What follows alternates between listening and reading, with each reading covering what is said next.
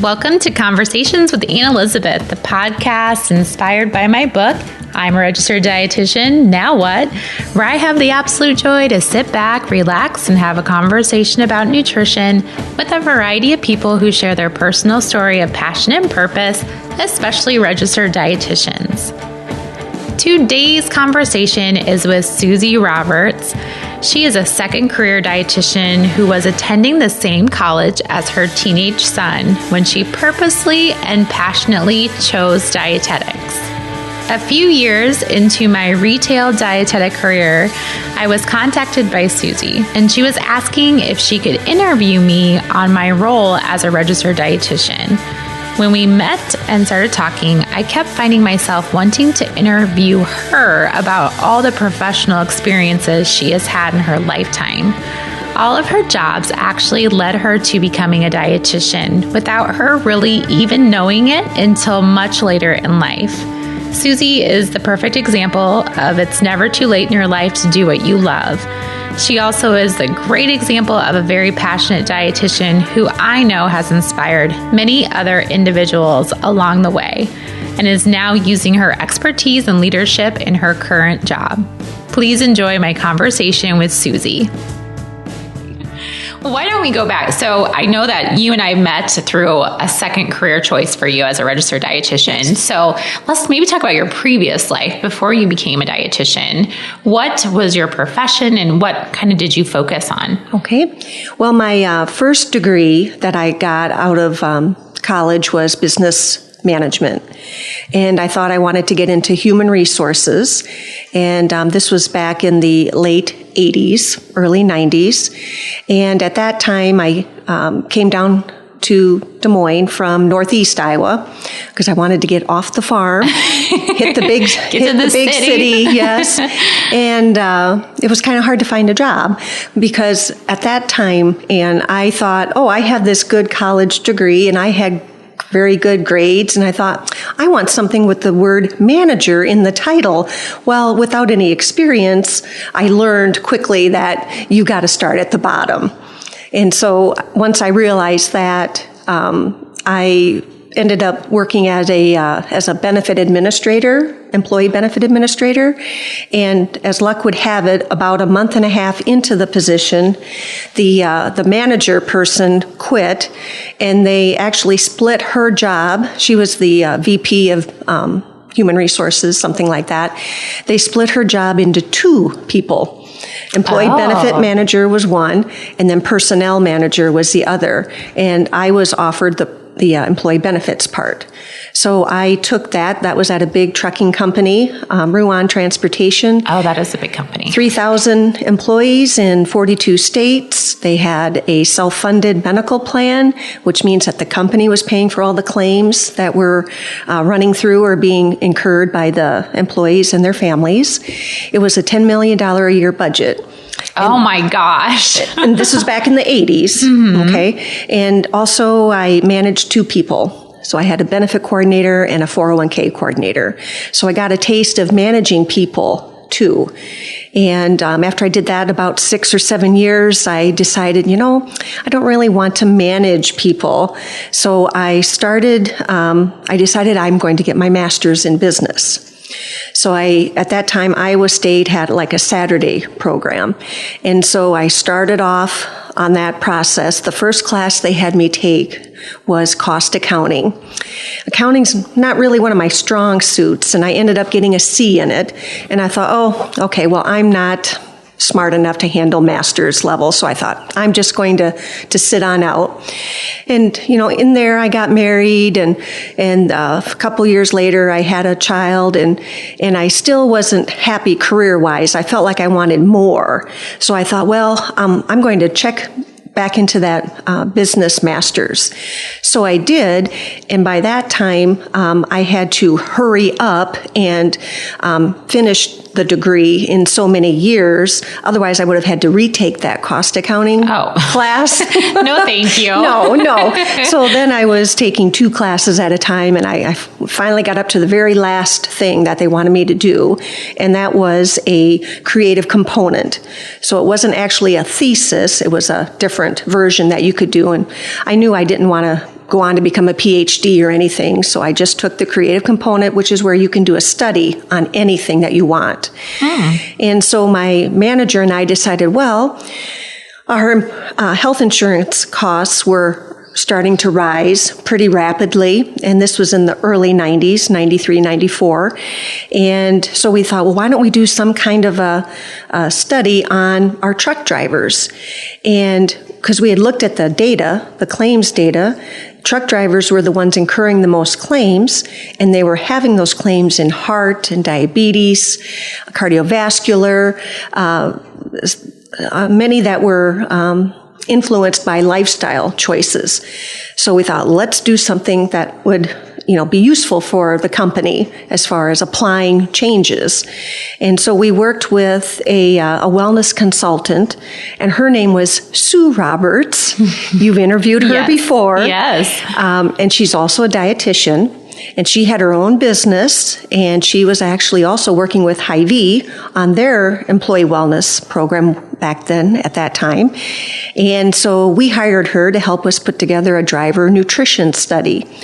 And so we had a test group, a control group, and we put them all through health screenings at the work site there, which is pretty popular still today.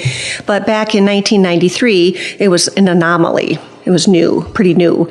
And so the test group got a very in-depth analysis of their results from the screening with Sue.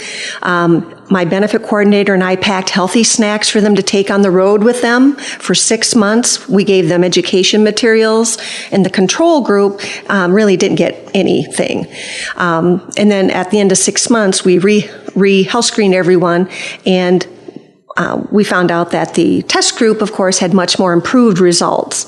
But the whole thing there, Ann, is that I saw Sue Roberts, the dietitian, make a difference in people's lives. Those truck drivers, a lot of them were changed by the impact that she made. She made nutrition easy to understand, and something that she helped them to come up with simple ways to implement small changes, and she just made a difference in their lives. And I thought, that's what I wanted to do. And here I was at the very end of getting my master's in business. And you're like, and now I have this aha moment. Yes, I had the aha moment right then and there. And so, of course, I finished that out. The professors at Iowa State that I had to present it in front of, they gave me all A's, thought it was really wonderful. And then a few months after that, one of the professors from the transportation department at Iowa State was talking to my business professor, and they said, there aren't any truck driver wellness studies done. So they approached me about kind of rewriting the study and putting more of a statistical spin on it at a deeper level. And then they wanted to present it and see if we could get it published. And they did. And we did get it published. Wow. It's in the Transportation Journal, the spring 1996 version. That's exciting. It was very exciting. And that even fired up my wellness passion even more. I would say, yeah. Well, and then to get published and then to kind of do a study that was focused on wellness. So you started kind of transitioning away from... Yes, that was the start of it. From there. And after that, of course, I wanted to get into the health promotion or wellness type of field. And a few years after that, I left Ruan and went to an insurance brokerage firm called Holmes Murphy, and joined an employee benefit team where we worked on the employee benefits from a renewal and a marketing perspective for several clients across the state of Iowa, and some clients were multi-state. And my goal there was to put kind of a wellness spin or health promotion or health education spin on things. But at the end of the day, it kind of boiled down to, is there revenue in this service or not?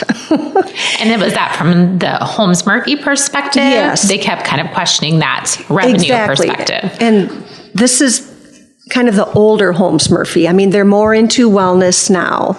But from 1999 to 2007, not so much. Okay. And so, but I kept my ears open. I started networking with different people, I was able to get Holmes Murphy to join the Wellness Council of Iowa. So I did get to do some, kind of like get my toe dipped into some of the health promotion type of field a little bit here and there. So that was a good opportunity. And, but I even presented to the previous CEO of Holmes Murphy a job description for basically a wellness consultant within Holmes Murphy. And that was a risk. Okay.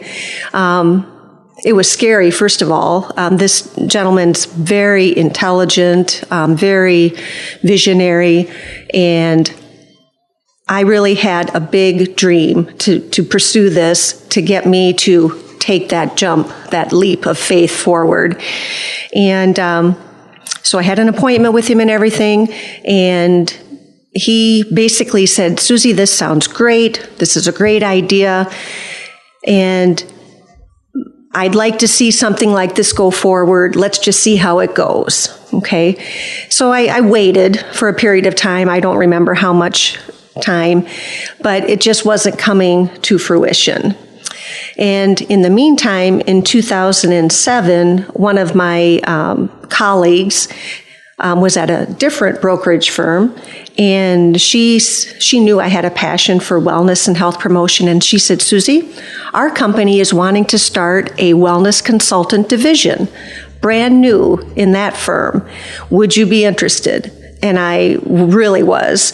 I was very, very interested, and started talking with the vice president over there about what that would look like, their expectations, etc., and decided to take the leap and started that. And it was it was a great career choice, because as I've learned, and that as I keep moving forward here, a lot of times you come up to like a fork in the road, and you've got this opportunity, or maybe the other is you just stay where you are. And what I've realized is that you can stay just where you are. And that's kind of the safe option, but you also have to weigh, are you happy there? Do you feel valued there? Do they support and believe in what you're doing, what your purpose is there? And so at this previous employer, it started out great. For the first 5 years, they were so supportive. We were marketing. They brought me along. The salespeople brought me along, whether it be employee benefits or property and casualty side. And we were a team. And my goal was to try to integrate employee health and well-being into what they were doing, into their safety programs at the work site and injury prevention programs, because it all is interconnected. Mm-hmm. Health can help. Being healthy can help an employer not have as big expenses on safety. And there is, of course, healthier employees. We can prevent heart attacks and chronic disease from getting worse. So it just made a lot of sense. And so right about 2006, 2007, healthcare reform was coming down the pike, or Obamacare, as some of us might know it as. And so my employer was making the decision, and they ultimately made the decision that we are not going to be doing wellness services anymore. They wanted to put that, resources into helping employers with the healthcare reform requirements. So my position became rather quickly eliminated. That was in July of 2013. So wow. It was very traumatic. Sure. When I look back at it now, I loved that job. My clients loved me. I mean, I had wellness survey data that proved that they were satisfied with the recommendations. They were using the recommendations that, I developed for them. And they enjoyed the reporting that we did, the communications that we put together, the multi-year incentive strategies. We just really did a lot for our wellness clients. And so even though my employer itself was a little kind of like just they were talking the talk. And I knew it, and I could feel it, but I still loved being able to help the employers. I just loved that part of it. And so I thought, okay, well, I think I can just, kind of close my eyes to this side of it and just, get enough satisfaction from the work that I was doing for the clients. And so I wasn't going to leave there because I was doing what I felt I wanted to.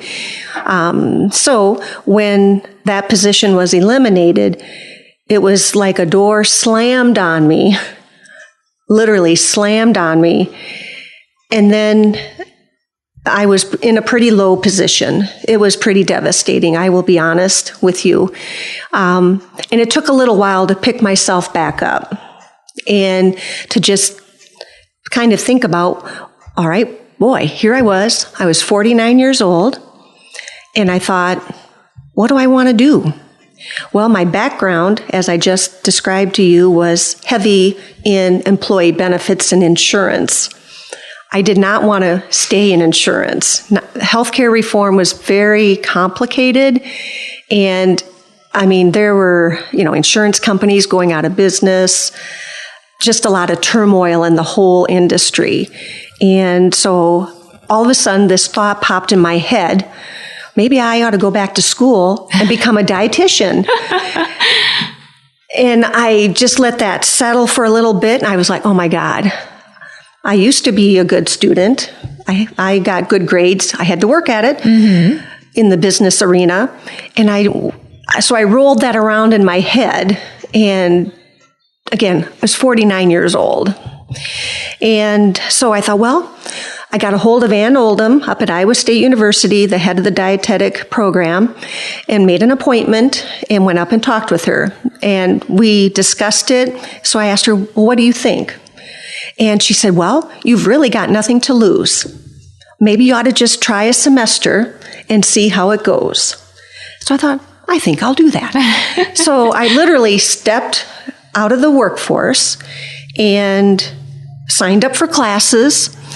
And another little side note here, my son, Tyler, at the time, he was a sophomore at Iowa State. And so I had a discussion with him. I said, Tyler, I'm thinking of going back to school to become a dietitian. And he says, oh, that's nice, Mom. And I said, I'd be going to Iowa State. And his jaw kind of dropped. He's like, oh. You're going to be the same place I am. I could just hear the wheels turning. My mom is going to be on campus with me. And he's kind of a quiet, conservative person. And he just says to me, he says, Mom, college is a lot different than you went the first time. Just very seriously like that. And I said, I knew what he meant. Like computers. I said, honey, I know how to use a computer.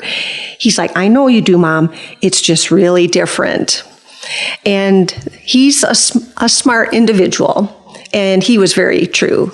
Going on to Blackboard and all these other different websites to do all the homework and the online classes, the kind of chatting thing and all that was pretty new to me. Mm-hmm. And I just thought, well, we're going to just try a semester and see how it goes. And so I did. I still remember parking in the commuter parking lot, trying to figure out the bus system, but I did. I made it, got to my classes. One of my first classes was general chemistry, 225 students in this auditorium, and I just found a seat, and as I'm looking around, I just thought to myself, what have I gotten myself into here? I felt so like a fish out of water, like I did not belong. And I just thought, okay, well, I'm here. I've made this decision. I'm not going to have to make another decision until the end of the semester. Let's just see how it goes. And there was some other angst there as well. I knew with chemistry, you have to have a lab class.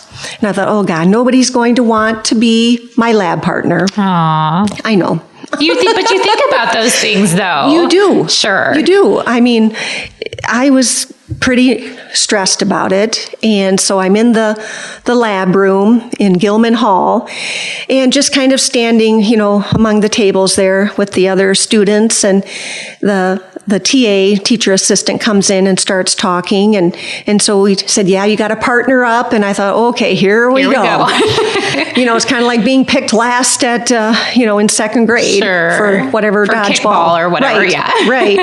And by gosh, this nice young lady came over, and she had long, beautiful red hair. And she says, hi, would you want to be my lab partner? And of course, I was just so relieved that anybody wanted to be my lab partner, and come to find out that she was also a dietetics student.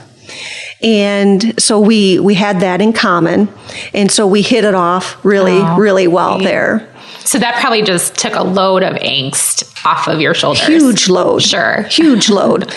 And as we, went through some of the classes, we're using all this equipment, been years and years since I'd had any of that in high school chemistry. And so I asked her one day, well, do you know how to use all this stuff already? And she's like, some of it. She said, I had a really good chemistry or biology teacher at her school. And so we started talking about that. And she told me the name of her high school teacher. And it just hit me, and I said, really? And so we were talking about her a little bit more, and here we came to find out that her high school chemistry or biology teacher, I actually went to college with her the first time around. Oh my gosh. Yes, we were both alumni of Upper Iowa University. I know. What a small world. It's kind of like totally. There's like some cosmic kind of intervention or something. Absolutely. And it was kind of funny because my friend Nina is her name. I said, you know what? I bet I have some annuals with your teacher's photos in them. And I did. So I brought them to school. Oh gosh. You're like, check this out. And it was just one of the neatest experiences. And I still have a great relationship with Nina. That's awesome. Yes. And she was one of my best friends. I had several really good friendships develop from going back to school as I continued on. I made it through the first semester. Okay. And I thought, I'm going to go for this. That is a great story. Thank you. I think it's interesting too how, one person, one situation impacted your desire to even contemplate going back to school. Yes. Because like you said, stuck with me. Yeah. And especially like you said, with the point that you were in your life, it's not an easy time to go back to school and to change all your plans and things like that. Well, I had a mortgage. I had a son. Who was also in college. Well, when I went through and finished the master's, he was just a little kid. He was 3 or 4 by the time I finished the master's. The first time. Yes. Yep. And I wasn't going to go back to school at that point. I couldn't afford it at that point. Yeah. Wow. That's a very inspirational, and I think it's inspirational that, you also had such a passion for wellness that you kind of even pioneered a position in that field, which was just becoming popular and just becoming on the map. So, thinking about that, where you're at in your career now, that gives you so much more confidence to keep creating. Exactly. And proposing. I built that wellness consulting department from the ground up. We had to figure everything out. I didn't have any certifications in wellness when I took the job. Okay. I had my experience. I had my BA and my master's in business, and I had this huge passion, and I really wanted it. And I was able to sell that to the company, and it was quite successful for the 6 years that I was there. And so you had to learn a lot of stuff on your own because you didn't have any certifications or background or anything like that. So, so school would have been easy for you. Maybe we won't go that far. I had to work at it. Of course, our favorite nemesis, I've heard you talk about it on some of the other podcasts, is that organic chemistry. Almost put me over the edge. That's the class I think that makes or breaks a lot of us along the way. But you prevailed. I did. You did. I did. And Nina was my lab partner in that as well. She graciously agreed to be my lab partner. And boy, there were some tough tough classes there, but we made it through together. And that's awesome. I think I blew up a lot of things in organic chemistry lab. I had to do a lot of labs over. Oh my. I think I was probably the worst organic chemistry lab partner anyone could have ever had. So it was the formulas and all that just got the me. And just crazy. Totally.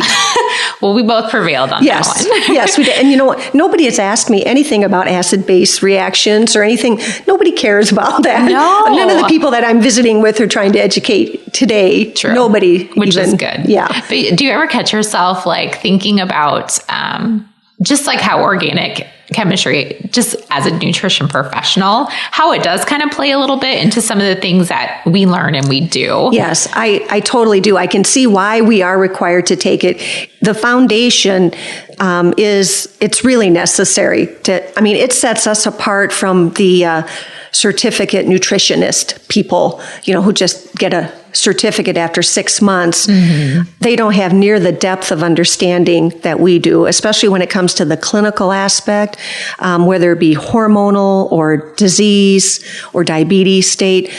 That biochemistry and chemistry knowledge really comes into some help there. It does. It's funny. I always have to tell people because my roommate in college, she was a chemistry major and she's now an organic chemistry professor at a college. I know. And it's funny because I'm like, she was my roommate and I still was bad at it. So yeah. So when you kind of got out of all those science classes and you started getting into those nutrition classes, you probably were like, this is heaven. I love this. Yes.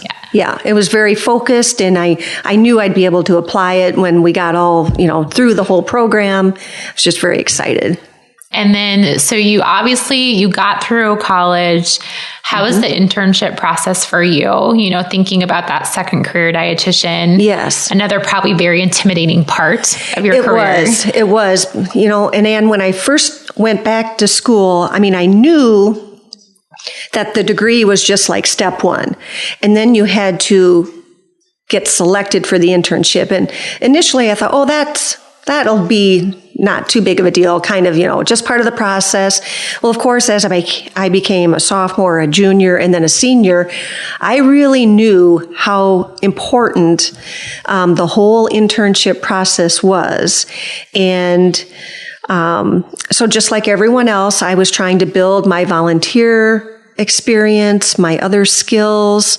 Even at my church, one of my colleagues at church, she and I put on a women's health conference. And of course, I presented nutrition as one of the topics. We ended up having like a 4-hour conference just for women on women's health. And that was a big undertaking. But it was great experience. And it was something really appreciated by the ladies of the church. And even some of them still, talk to me about nutrition from time to time because they knew that I was involved in putting that on. And you created your own experience. Yes. I think many people think they have to go find it where you can create your own volunteer experience. Yes. And then another one of my college friends, Jenna, she wanted to get some corporate wellness nutrition experience. And she knew I had a background in that. And so we put our heads together and between our junior and senior year, I reached out to some of my previous clients in the Ames area, and I actually was able to help coordinate so that she got the experience with 2 different employers. And so we got to put together nutrition education, kind of like email blasts, as well as we got the opportunity to do small group presentations, which was a great experience for her. I have done literally thousands of employee benefit renewal presentations. Sure. And I get nervous myself. But when you know the material, you know that you're going to know probably 99.9% more than anybody in the room. Okay. And you just have to get comfortable with it. But with nutrition, of course, that's pretty new to me too. But I knew that it would be really good experience for Jenna to have that presentation experience, and how do you put together a PowerPoint, and what do you got to think about, who is your audience? What kind of knowledge are they going to have? Are they male? Are they female? Are they older? Are they younger? And so working with her, I feel I gave her a good opportunity to have a unique experience and she even got paid for one of the jobs. So that was good.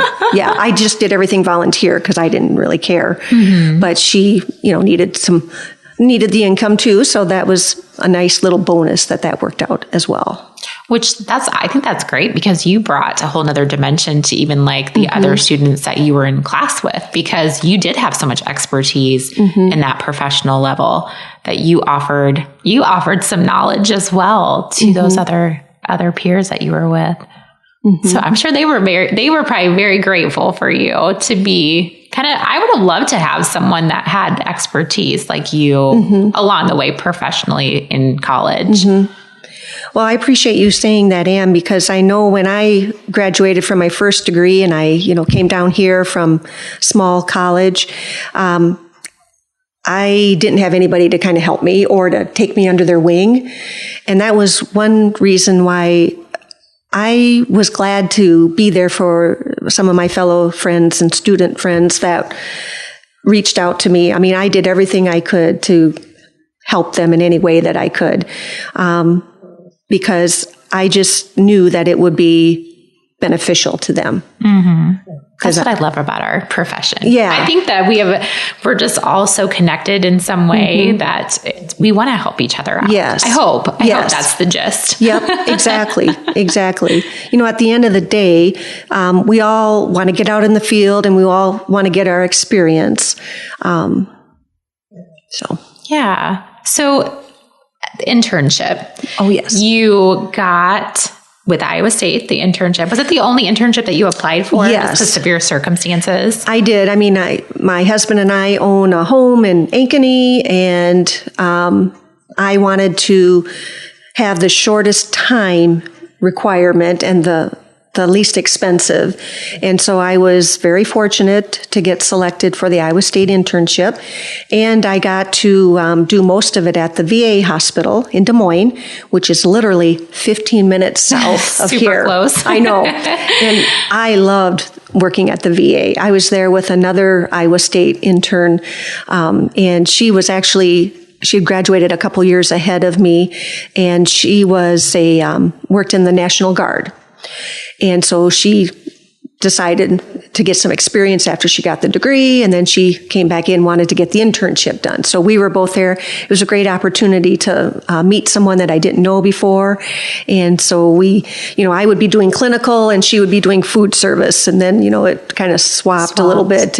But it was a great experience. There were about 8 dietitians at the VA and 2 certified diabetes educators. And one gal and the part-time person, they focus more on the weight management program that they have for vets called MOVE. And so there I got to do some small group education things.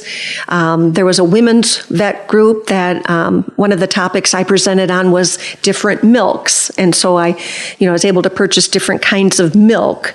And then we did a little taste testing and I did a little comparison of the different nutritional value of the different kinds of milk. And they liked that so much they wanted me to do something like the next month or whatever on oils. So we did a similar thing with oils, different types and different cooking tips and that kind of thing. So I just really loved that whole type of system. And I also like how they could do a lot of internal referring, and the doctors at the VA very on board with the value of a dietitian. That's great. Hugely on board. One of my main assignments for that was at the VA there was to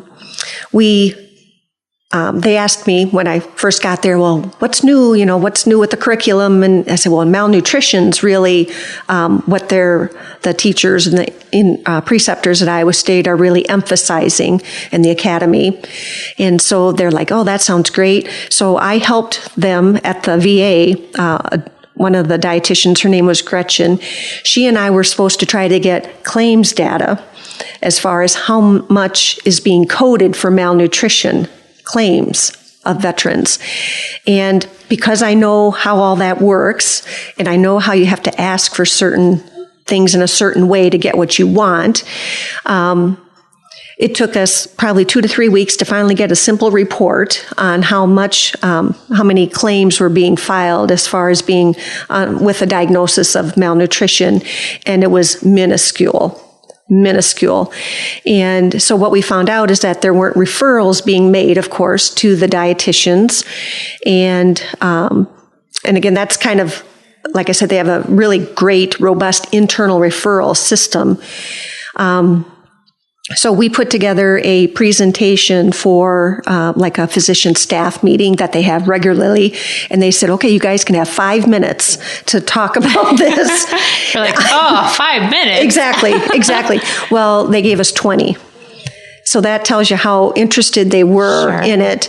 And by the end of the day, we already had one new patient referred in to a dietitian to be reviewed who a doctor suspected had malnutrition.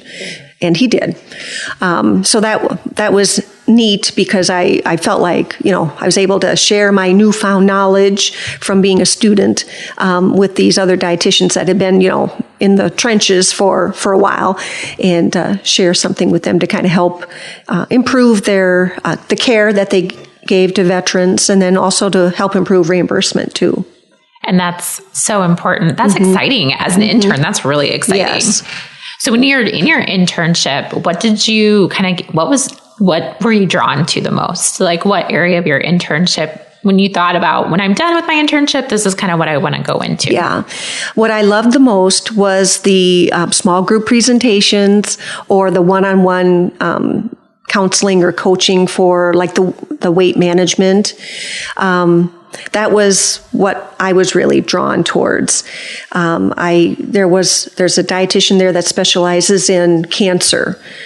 There was one that specializes in, of course, the acute inpatient, and then others for the long-term skilled care. So they're kind of like a nursing home-ish, but so there's lots of different types, and there's also a dietitian that visits vets in their homes and does home visits. So they have social workers and the dietitian would consult together because they both have things that they're checking for, making sure everything's, safe in the home and that the vet is not malnourished and all that. So they just have a wide spectrum of care, from preventative all the way to very chronic to like the nursing home aspect. But I still liked that the coaching and the small group education. Is that piece kind of the best. Is that what you sought out after Yes. your internship then? Yeah, I did. So tell me about that adventure. Tell me about being done with your internship and ready to rock the world. Yes. And navigating that new job, finding that job. Yes. Well, I finished the internship a little bit early because I had some credit for my work experience. Nice. And so, I probably took a week off, and then I hit the books. I hit the books hard to study for the exam, because I wanted to get that exam done and out of the way. So I got that done right before Thanksgiving. So that was something to be very thankful for. Yes. Yeah. And so after that, I did take a few weeks off and then started searching out for jobs here in the central Iowa area. And what I wanted, Anne, was I wanted to be employed by an entity. I wanted to get what I would call actual dietitian experience under my belt. I mean, yes, I toyed with the idea of having my own small business.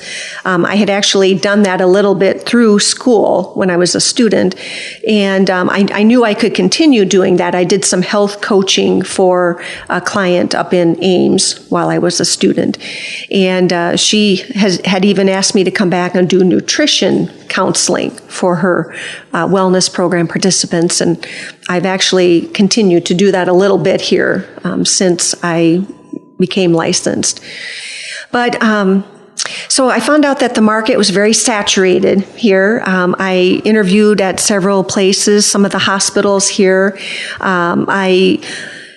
Actually, a position came open right when I finished the internship at the VA, and that was a primo job. That would be a primo job. And both myself and the other intern applied for that. And she did get it.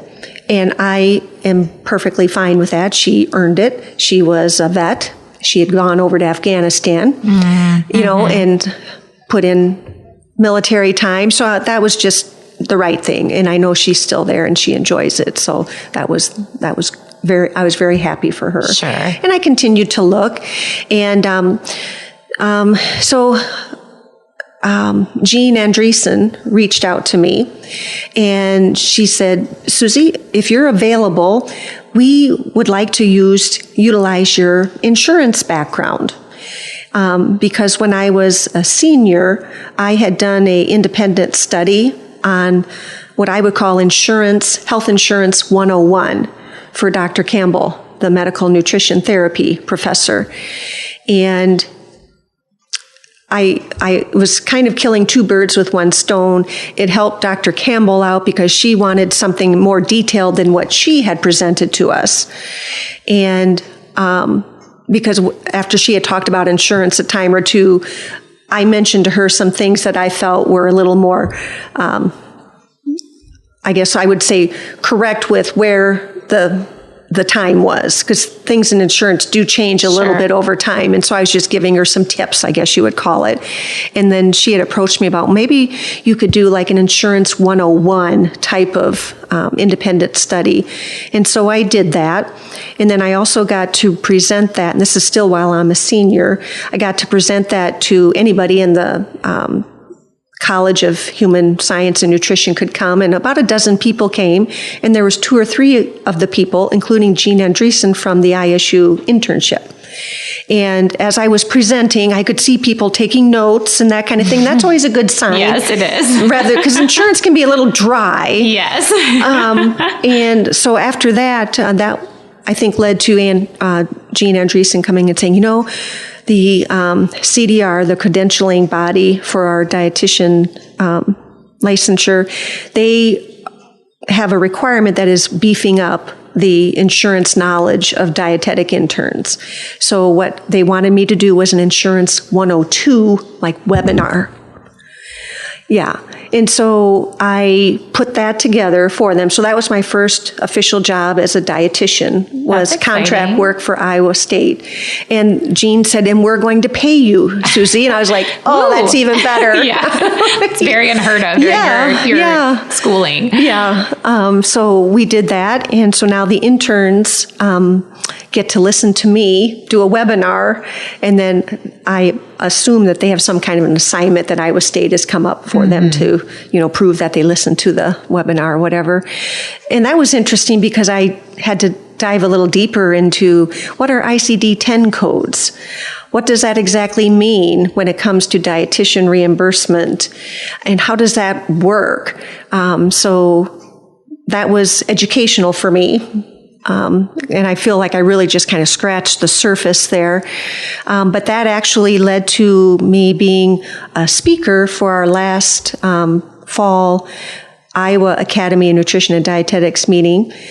Tanya Hargrave Klein had said, we always, want good speakers, and reimbursement is always of interest to people. So I worked with Carrie Liren. She and I put together a reimbursement, kind of like an Insurance 103, I guess you could call it, at last fall's annual meeting. So that was interesting because, here was something I did in school as a project. I really did it to help Dr. Campbell out. I didn't need the credit, and it was more work than, I thought initially. Sure. But I was happy to do it because I felt like it could benefit other students. Because after working in insurance so long, and after doing all those employee benefit renewal presentations to employees, our main message there was to help make insurance easy so that employees would A, know what benefits they had, and B, it was kind of like helping the employer get their their benefit bang for the buck.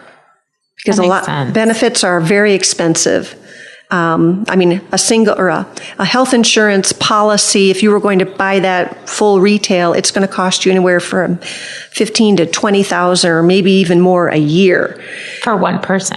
Yes. And when you're covered under insurance of your employer, you might pay 20 to 30% of that premium, but the company is paying 60 to 70, maybe 80% of it. So those are big time dollars.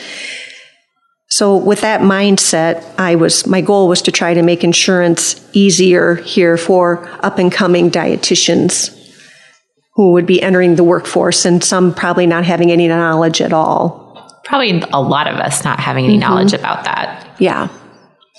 Yeah. And with your background, that was like kind of a perfect fit for you. It was. And I actually got the opportunity to be a reimbursement representative for the Iowa Academy. Carrie Liren and I did that job together. It's a big job. And it was a way to help, again, give back to other dietitians. I mean, just a few weeks ago, I went to Carroll, the hospital in Carroll, because that group of dietitians up there, which include like Lake City or some of the towns around there, Guthrie Center, they meet quarterly, and they wanted me to come and speak to them about reimbursement. So I did that, and there's a lot of questions that were unanswered, but they felt good that I went there to represent the Iowa Academy, and then B, they had some questions that I did conduct research, and I even had to go to the Academy people for some of these answers. Sure. Yeah, because it's just, insurance can be so complex. And and that's the thing, like you even saying that with your experience that it's complex. So you still just have to keep finding those people that are kind of experts. Kind of like, I would consider you an expert in it. And even you don't know everything. Yeah, I appreciate it changes that all the time. Yeah, because I actually got a little taste of how much maybe I don't know with it, because after I did that Iowa State internship job, a few months later, I was contacted by a temporary agency. They needed a dietitian to cover the maternity leave for the one and only dietitian at the Knoxville Hospital. And so I was like, that could be an interesting opportunity. They wanted somebody to handle inpatient, outpatient, and the diabetes clinic. Oh, I know. Easy. It was easy, right? I know. And so I was like, holy cow, what a great opportunity. So, I was very upfront with my amount of experience, which I had gathered from my internship. And so they set up an interview. I went there and interviewed with the dietitian, and we hit it off right away. Nice young gal. This had been her first job out of her internship, and it had actually been a 2-person dietitian department, but then it became one.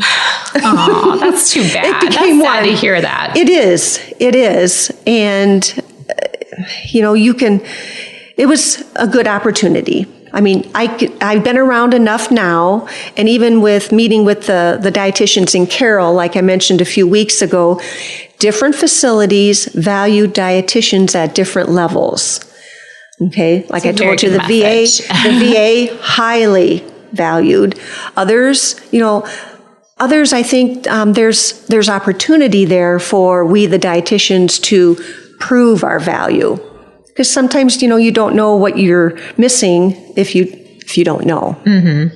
That's very important to remember that can change at different places. Yes. That you work at. Yes. And so I was at the Knoxville Hospital for 4 months, and it was super experience. I mean, I got to learn a electronic medical record system, which was, of course, different than what the VA had. They had some other type one that they used. In Knoxville, they used Cerner, whereas like Unity Point uses Epic, so they all are probably, have some similarities, but learning a whole new system, very challenging. There was also some lack of procedures, and so that was something that the dietitian had been trying to get worked on, in amongst doing the inpatient, the outpatient, and seeing the people in the diabetes clinic. Sure. So needless to say, she was doing the best that she could, but she was kind of at a point where treading water might be a way to think about it, but doing the best that she can. Oh, and she was also in charge of the kitchen. Oh, gosh. The food service. Oh, my gosh. But thank goodness I wasn't going to have to do any of that. Yeah. Oh, good. Thank goodness. Thank goodness. Of course, it's all kind of interrelated. But I did get involved in a project there. We, during the maternity leave, I was asked to put together some ideas for diabetic-friendly snacks. So that was something. It was interesting working with the physicians and the pharmacist and the other nurses. Just very, very interesting. There's really a process there that rolls along, and they're very in tune with, getting people plugged into the right designation, into the right facility once they leave the hospital. They also help set up like after hospital care, a lot of coordinating with community resources. I was pretty impressed. For a smaller kind of a hospital, that's a nice component to it. Yeah. And I was kind of nervous that there might be a tube feeding or something, that would come in while I was there. And I really lucked out, Ann, because you didn't have one?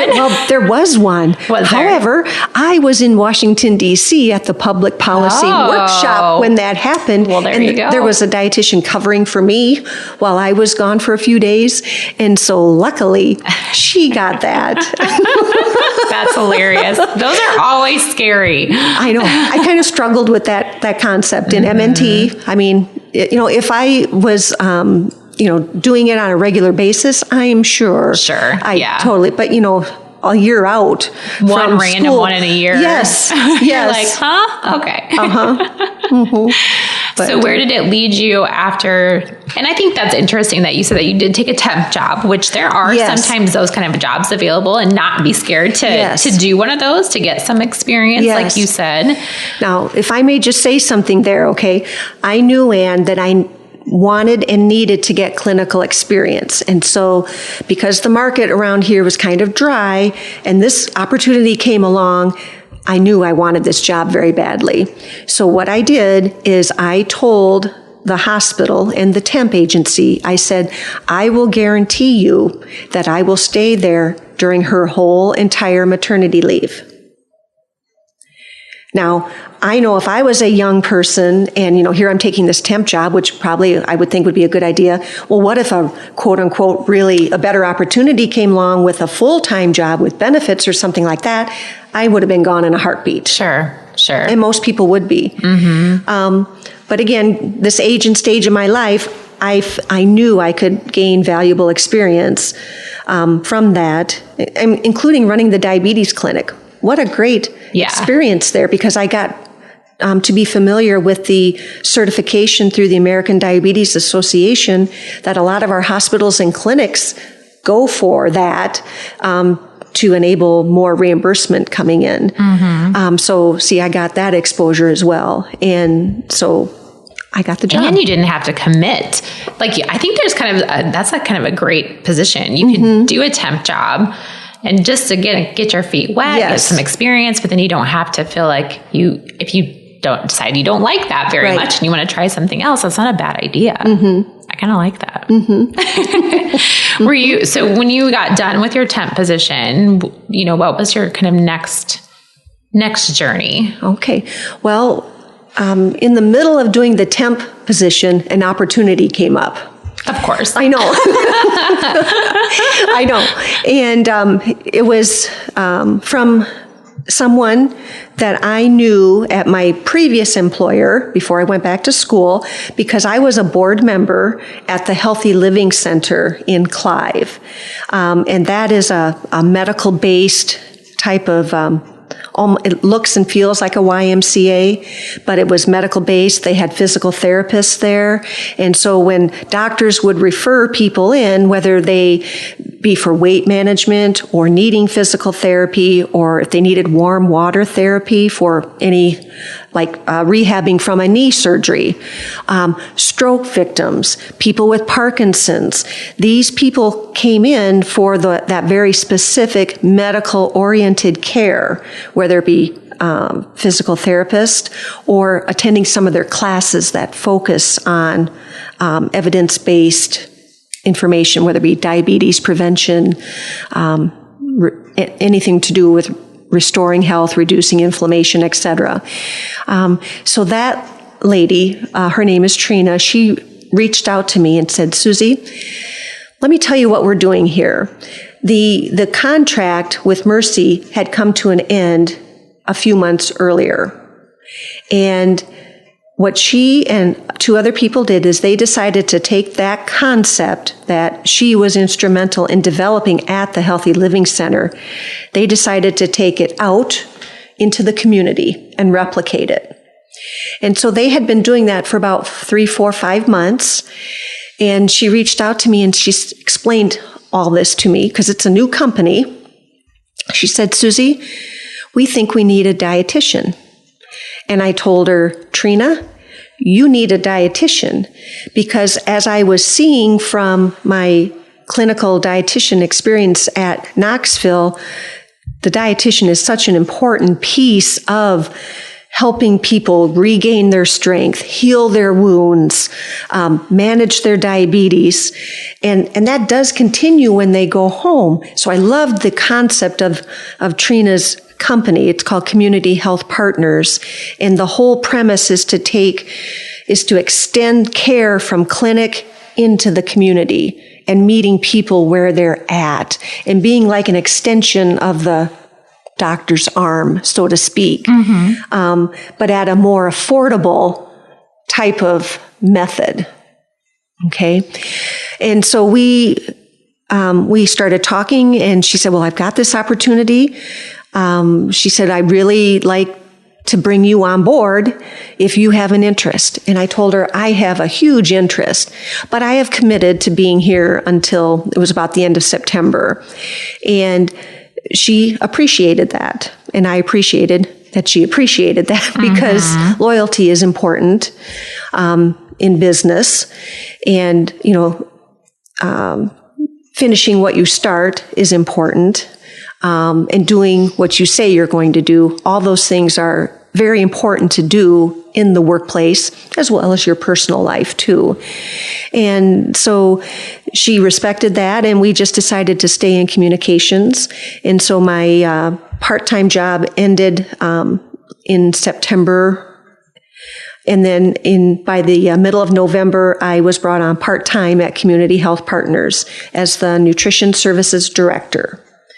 And so here we are 6 or so months later, and I'm still technically part-time, but we're moving towards the direction of full-time, and that'll happen before the end of this year. I know it will. There are so many things coming onto our plate.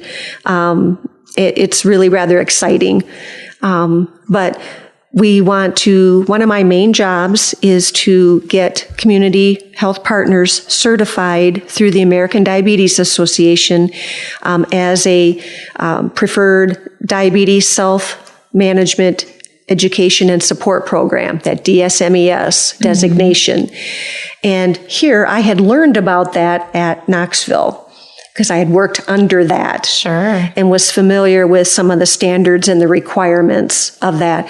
So now I'm taking that experience and pretty much figuring out how to get the whole certification on my own from, start to finish.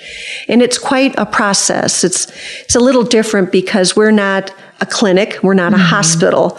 So we have to figure out some different types of workarounds for record keeping and communications and things like that. So it's a challenge, but I feel very confident that we can get this certification. And when that happens, we're going to open up the window to more MNT types of services that community health partners will be able to provide.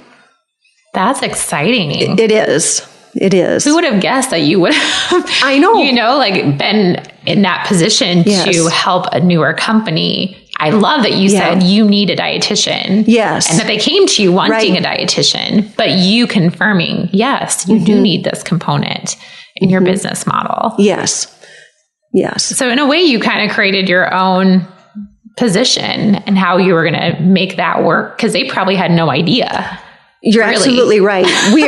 We are building this again from the ground up, but it's a great opportunity. And part of me, Anne, is a little surprised that I took this leap, because 20 years ago, I was Mrs. Conservative, Mrs. Just go for the sure thing, and, let's just march along. And now it must just be kind of a, gaining wisdom as we go through life. We go through ups and downs in life. And I know that I'm going to get very good experience. I know that I can provide value for them. And from there, we'll just see where the next chapter goes. To be honest, I'm not really worried about it. You're just excited to be a part of it. I am. I mean, we already have a community health partners. We have things going in Florida, Michigan, Texas, and Missouri already. That's really exciting. You're based in the Des Moines area. That's exciting. We've got some great things going, especially in Florida. And it's just amazing. Amazing. And you're at the beginning of it. Yes. That's even more amazing. Yes, it is. And I mean, with that being said, and there are some kind of non-glamorous things that we're building our policies. We're building our procedures. I had to learn another medical record system. You're a forever student, right? Yeah. In some way. Well, yes, absolutely. Another thing is we are having to, research and select a technology platform vendor. And that takes work, because you have to go and look at all these different vendors, and you have to look at their platforms, and you have to say, can you adjust this? Can you change this? Can you add this? Or Exactly. And it's not easy things, but it's important for the success long term. And all you can do is just jump in and just do your best and see where it goes. And your expertise helps, develop those things, because you see it from a different perspective than maybe your partners or your coworkers. Yes. And it's interesting that you said that, Anne, because one of the things that when I initially came on board is they were really wanting to go down a corporate wellness path, to be kind of like a full corporate wellness vendor ourselves. And, I had come out of that field, and I know from my colleagues still in the health promotion field, it's changing. It's really different. And it is moving not only from more culture related at the work site to more do no harm to employees, to whole well-being. It's just way different. And I did speak up, and, did a little bit of research, told them what I had found. And I'm happy to say that they've changed that direction a little bit. And I feel like that's a good move. The other thing that they've agreed to do is I love to do employee presentations. I love to do that teaching part of it, make nutrition simple. There's certain people who are great scientist people and they know all that research stuff. Well, what I like to do is take that and then make it simple for the average person to understand. And so one of the things that we did is we put together a whole little listing of educational programs that any of our physical therapists can do. We have a nurse on staff. She does heart things. We have diabetes specialists. So we've got a menu of things, and there's several nutrition things. And so as we put those together, we'll be able to take that out to the business site. You guys do something like that too. But we can also, from there, market our other programs and services and courses that we offer to people who may be able to utilize those at the work site. So we're doing wellness, it's just in a different way. And I think it makes more of a business sense to do it this other way. Especially since you had that, you've been exposed to it, you know how things are changing in the field and how they need to adapt a little bit. So yes, and there are hundreds and thousands of wellness vendors in the marketplace, and they've been doing their stuff for years. And starting out from ground one, it would just take a lot. Sure. Well, that sounds like an exciting position. Yeah. It'll be interesting to follow up with you at a later date and just kind of see how it's changed and the things that you're working on and how your job and your role has changed too. So there's a lot to be said for having some of those random experiences. There are. Earlier in your life. Yeah, there really are. And I mean, I wish when I was younger that somebody would have said to me, don't get all wound up and all stressed out about, finding the perfect job right out of the chute. Everything that I've done, whether it be the contract work or this or that part-time job, and then taking that temporary job at Knoxville, and then, starting out part-time at a brand new company, it's just nothing but good. I mean, building upon skills and my knowledge, and at the end of the day, I still get to help people, and that's what I enjoy doing. That's exciting. Very exciting. I'm so proud to know you. It's so nice to have a conversation with someone that has just so much different experiences from all different types of the workforce that, you can be a dietitian at any time in your life. Yes. And all your expertise from previous lives can fall in and help you in that area. Yeah. Yes. So if she can go back to school at 49, right? Right, exactly. Anybody can go back to school. Yes. And again, following the passion. Yes. And just trying to realize that things build upon each other. And it's a good message. Thank you. We've answered a lot of hard questions. You want to answer some easy ones? Yeah, that would be great. What is your favorite food? Chocolate. Yeah. Do you have a favorite chocolate? Milk chocolate stars. And if I go shopping at some of the Hy-Vees, how they have those candy bins. Oh, yes. I've, being a dietitian, we eat food. Yes. Yes. We're not the food police by any means. No. And whenever I tell people that I'm a dietitian, sometimes they're like, oh my God, I can't eat this or that now. And I'm like, yes, you can. We're all about balance and everything. And I have found that if I want some milk chocolate stars when I'm at Hy-Vee, initially I would start out getting like a pound worth because, it was however much, $4.99 a pound. Sure. And so for some reason I thought I had to get a pound. Well, the pound, doesn't take very long to go through. So I've adapted, and I'll get a scoop and put that in the bag, and it's literally 1/10 of a pound or whatever. And just having that, who cares if I eat it soon or whatever. Or all at one time or exactly. in the car ride home, whatever. Right, exactly. But no, that is one of my favorites. That's a good one. I like that one. What's your favorite beverage? I love Moscato wine, especially from Tassel Ridge Winery. That's an Iowa wine. It is. Yes. It's over by Pella. And I've been there a couple of times. And it's just and I love to support local and small businesses. For wine, I love their Moscato. They call it Star Spangled White or Star Spangled Blue or something like that. I'll have to try that. I haven't tried that one. Yes. I have to have that with brunch maybe this weekend. Right. What's your favorite color? Blue. All shades. Can you tell? Yeah, in your house there is some beautiful shades of blue in here. Blue, teal, green. Nice and vibrant. It's very pretty. What is your favorite scent? Vanilla. That's delicious. It's calming. It's just whether it be a candle or cologne, or I just enjoy it. And what brings you joy in life? Helping people. I kind of go back to the whole being a student, kind of the mom figure for some of my classmates.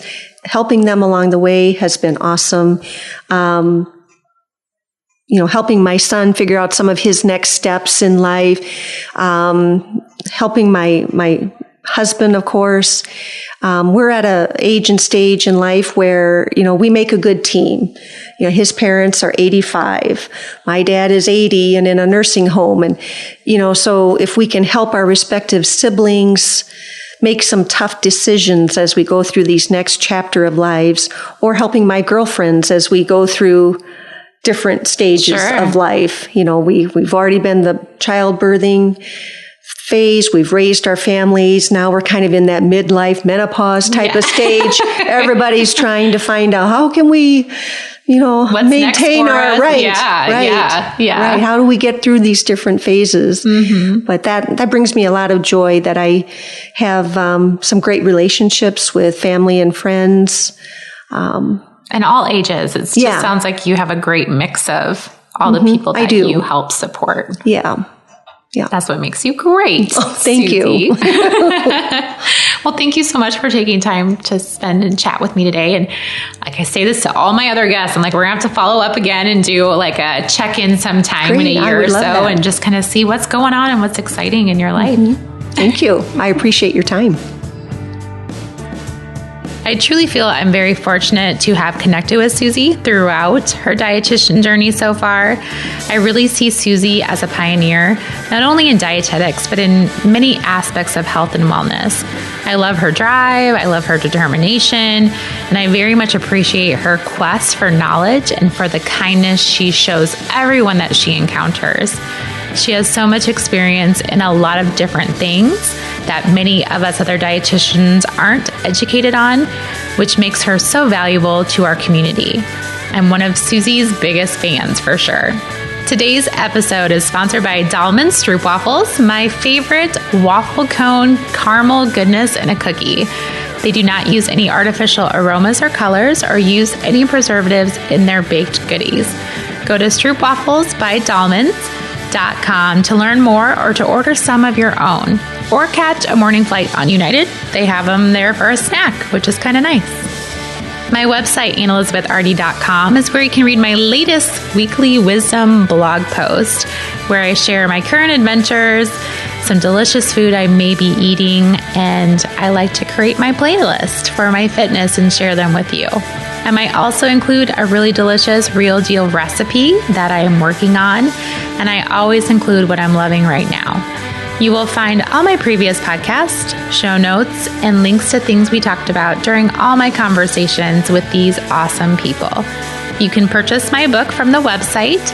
You can connect with me on social media by finding me on Instagram, Facebook, Twitter, and Pinterest at AnnElizabethRD. Remember to be great always, find the joy in each day, and to start a conversation that truly matters.